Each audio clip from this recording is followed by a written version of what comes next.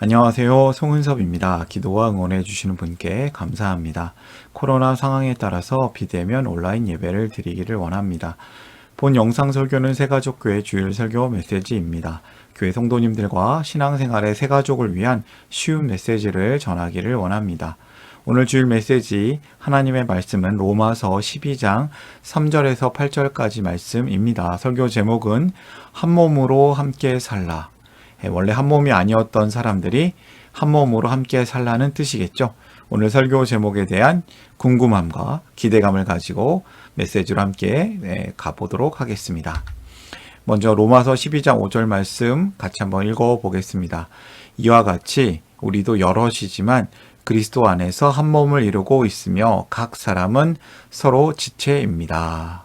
이 메시지가 교회를 한 번도 안 가본 사람들에게도 들려지는 메시지가 되었으면 합니다. 이 메시지를 제가 억지로 웃기려고 하거나 자극적인 말을 하려고 하지 않습니다. 설교자의 특별한 설교, 특별한 성경 해석의 자랑이 되고 싶지 않고요. 성경 본문이 전하는 메시지를 그대로 겸손하게 잘 전하기를 원합니다. 세상 말로는 이런 말이 있어요. 낄끼 빠빠. 무슨 뜻이죠? 낄 때 끼고 빠질 때 빠지는 것. 아주 눈치 있는 사람이죠. 낄끼빠빠 잘하는 사람, 사회생활 처신을 잘하는 사람. 요즘 시대뿐만 아니라 모든 시대에 이런 사람은 환영을 받고 아주 좋은 사람으로 영향력, 좋은 사람으로 인정을 받을 것 같아요. 이런 사람들, 이런 사람들보다 더 좋은 사람이 되라는 게 성경 말씀인데요. 사도 바울은 로마서 12장부터 성도의 삶을 구체적으로 이야기합니다. 먼저 교회 공동체에서 성도의 삶에 대해서 이야기를 하는데요. 12장 3절부터 8절까지는 교회 공동체의 삶을 얘기합니다. 그는 겸손하게 믿음의 분량대로 생각하며 살라고 전합니다. 나는 내가 받은 은혜를 힘입어서 여러분 각 사람에게 말합니다. 여러분은 스스로 마땅히 생각해야 하는 것 이상으로 생각하지 말고 하나님께서 각 사람에게 나누어 주신 믿음의 분량대로 분수에 맞게 생각하십시오. 여기서 말하는 믿음의 분량, 분수에 맞게, 또 개역 개정 성경에는 겸손하게, 이 겸손이라는 말은 자기 객관화입니다. 자기 비하가 아니고요. 분수에 맞게라는 뜻. 겸손한 삶은 건강한 자존감의 삶입니다. 낄 때 끼고 빠질 때 빠지고 적극적으로 참여할 때와 좀 뒤로 물러서서 기도할 때 이런 걸 분명히 알고 행동하는 삶을 얘기하는 것이죠. 이러한 건강한 성도의 삶에 대한 성경의 대답이 로마서에 있습니다. 성도의 삶은 낄끼빠빠를 넘어서는 건강한 자존감의 삶이라고 할 수 있습니다. 오늘 로마서 12장 3절부터 8절의 말씀을 통해서 우리가 어떻게 살아야 될지를 좀 더 분명히 알기를 원합니다. 오늘 설교를 위한 세 가지 질문인데요. 이 세 가지 질문은 아주 쉬운 질문입니다. 답도 쉽습니다. 이 메시지를 들으시는 분들에게 성경 본문을 이해하는 세 가지 기둥, 세 가지 도우미가 되었으면 합니다. 저의 메시지도 도움이 되시겠지만 하나님의 말씀이, 성경 말씀이 직접 우리 성도님들에게 주시는 은혜와 도전이 있었으면 합니다. 첫 번째 질문이에요. 성도는 공동체 안에서 서로 어떤 관계인가? 성경 말씀 읽어볼까요? 한 몸에 많은 지체가 있으나 그 지체들이 다 같은 일을 하는 것이 아닙니다. 이와 같이 우리도 여럿이지만 그리스도 안에서 한 몸을 이루고 있으며 각 사람은 서로 지체입니다. 우리는 여럿이지만 그리스도 안에서 한 몸이다. 성도는 그리스도 안에서 한 몸을 이룬다. 그리고 각 사람은 그 한 몸의 부분, 각 지체이다 라고 말씀하고 있습니다. 아주 오묘한 진리죠. 한 몸으로 사는 지체, 통일성. 교회는 예수님을 믿는 하나님의 백성들의 공동체입니다. 근데 성경은 이 공동체를 서로 연결되어 있는 그리스도 안에 한 몸으로 설명을 합니다.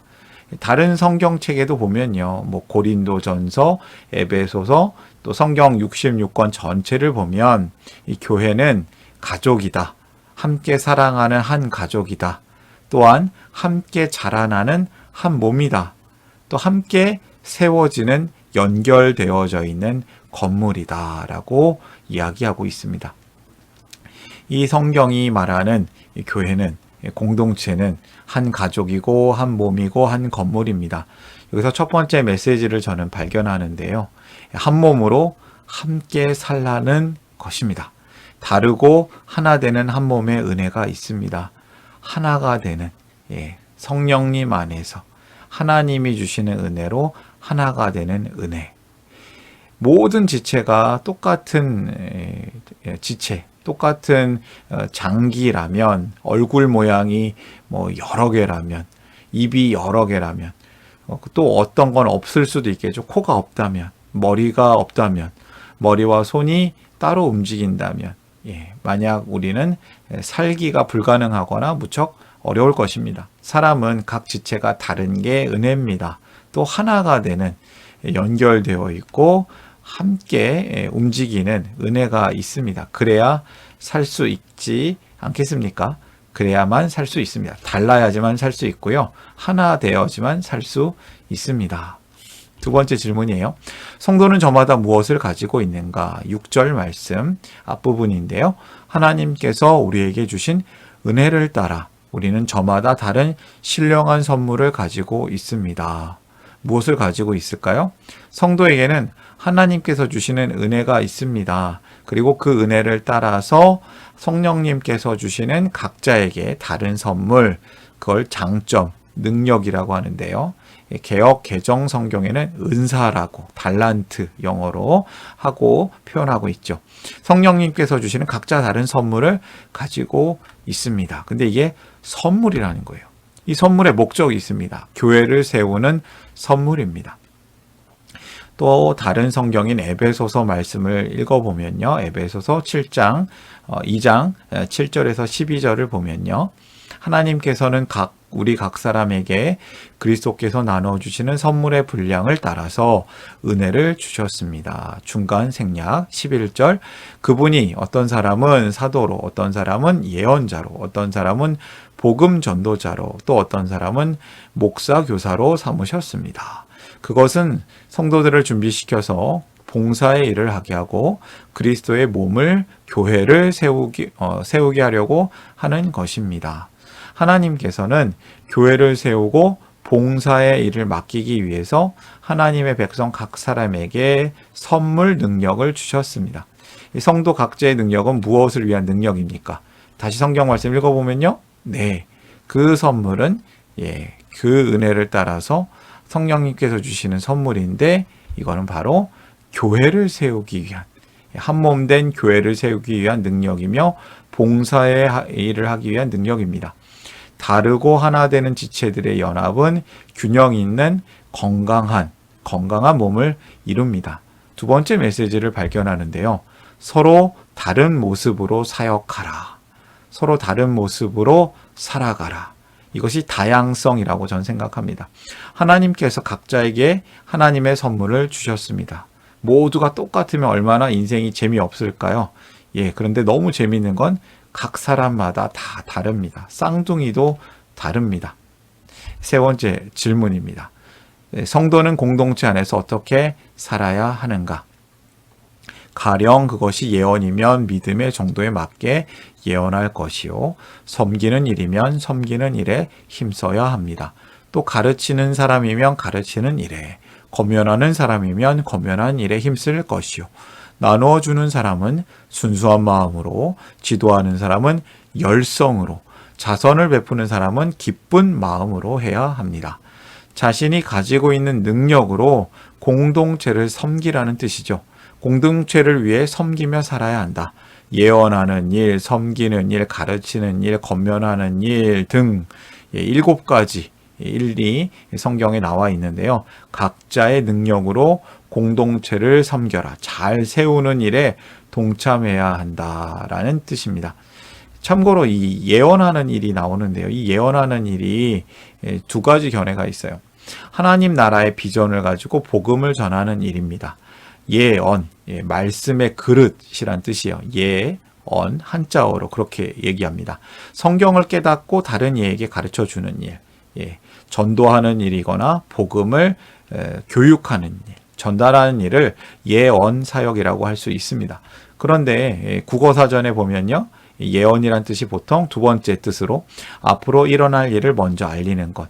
사실 성경에는 첫 번째, 두 번째 뜻이 다 담겨져 있습니다. 그런데 여기서 말하는 교회를 세우는 첫 번째 예언 사역은 첫 번째 뜻에 가깝지 않을까.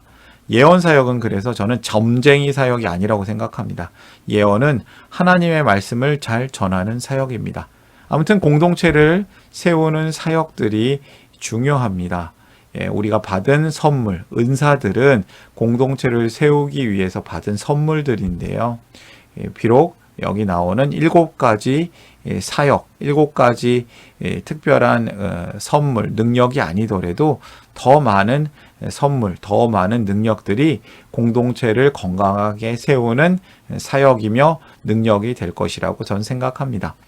예언하는 사역은 믿음의 정도에 맞게, 섬기는 사역은 섬기는 일에 힘써서, 가르치는 사역은 가르치는 일에 힘써서, 권면하는 사역은 권면하는 일에 힘써서, 나누어 주는 사역은 순수하고 관대, 부드러운 마음으로, 지도하는 사역은 부지런한 마음, 열정적으로, 열성으로, 자선을 베푸는 사역은 즐겁고 기쁜 마음으로.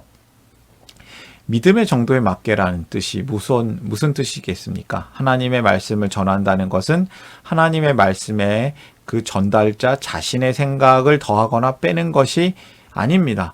하나님의 입의 역할을 감당한다는 뜻이에요. 그러니까 자신의 생각을 더하거나 빼거나 하는 것은 왜곡하는 거죠. 오늘날에 성경을 도약대로 삼아서 자신의 주장을 전하는 가짜들이 좀 많은 것 같습니다. 그것이 심각합니다. 무엇보다 공동체를 세우는 사역은 각자 맡은 역할을 성실하게 감당하는 일이 중요합니다. 섬기는 사역은 섬기는 일을, 가르치는 자는 가르치는 일을, 권면하는 사람은 권면하는 일을 잘해야 합니다. 웃기지만 슬픈 이야기로 어떤 운동선수가 운동 빼고 모두 잘하는 사람이다, 이런 평을 듣는 사람이 있어요. 야구 선수인데 야구 빼고 다 잘한다. 축구 선수인데 저 사람은 축구 빼고 다 잘해. 얼마나 씁쓸합니까? 교회 공동체 안에도 혹시 이런 사람이 있습니까? 마음이 아픕니다. 본인의 자각뿐만 아니라 본인의 노력, 물론이고 서로 도와줘야 될 것입니다. 공동체를 세우는 사역, 여기서 세 번째 메시지를 발견하는데요. 하나님 나라의 공동체를 세우라입니다. 자신이 가진 능력으로, 자신이 가진 장점으로 겸손하게 또 성실하게 사랑으로 연합해서 아름다운 공동체를 이루어 가길 바랍니다. 이것이 하나님께서 주시는 세 번째 메시지라고 저는 생각합니다. 오늘의 메시지를 정리하면요. 한 몸으로 함께 살라. 통일성, 다르고 하나 되는 한 몸의 은혜가 있다. 다양성, 두 번째, 서로 다른 모습으로 사역하라. 하나님께서 각자에게 하나님의 선물을 주셨습니다. 비교할 필요 없습니다. 내게 제일 좋은 겁니다. 다른 사람 것도 좋은 겁니다. 비교해서 소외되거나 막 우울해할 필요가 전혀 없습니다. 세 번째 메시지, 상호성, 상호 보완적. 하나님 나라의 공동체를 세우라. 겸손하게, 성실하게, 사랑으로 연합하라. 믿음의 분량대로 하나님의 공동체를 세워 가시기를 바랍니다. 오늘의 메시지 결론입니다. 참 아름다운 하트가 되었습니다. 각자의 손들이 모여서 아름다운 하나님 나라 공동체가 되었습니다. 한 몸으로 함께 살라. 서로 다른 모습으로 사역하라. 하나님 나라의 공동체를 세우라. 한 몸으로 함께 살라. 오늘의 메시지였습니다. 우리가 예수님과 함께 살아나고 예수님과 함께 이 세상을 살아내고 예수님과 함께 다른 이들을 살려내는 축복의 통로로 살기를 원합니다. 응원합니다. 이 메시지를 보시는 분들이 함께 하나님이 주시는 은혜와 평강이 가득하고 넘치시기를 바랍니다. 저를 통해 또는 누군가의 추천과 우연한 기회로 이 메시지를 보게 되신 분들께 감사합니다. 모든 성도님들이 하나님 나라의 새가족이십니다. 이 설교는 새가족교회 교회 공동체 가족과 후원자를 위한 메시지이며 기독교를 잠시 떠나 있거나 새롭게 시작하시는 분들을 위한 쉬운 메시지이기도 합니다. 혹시 새가족교회 가족이거나 후원자가 되기를 원하시는 분들은 이메일로 카톡 아이디로 연락을 주시면 감사하겠습니다. 사랑합니다. 축복합니다.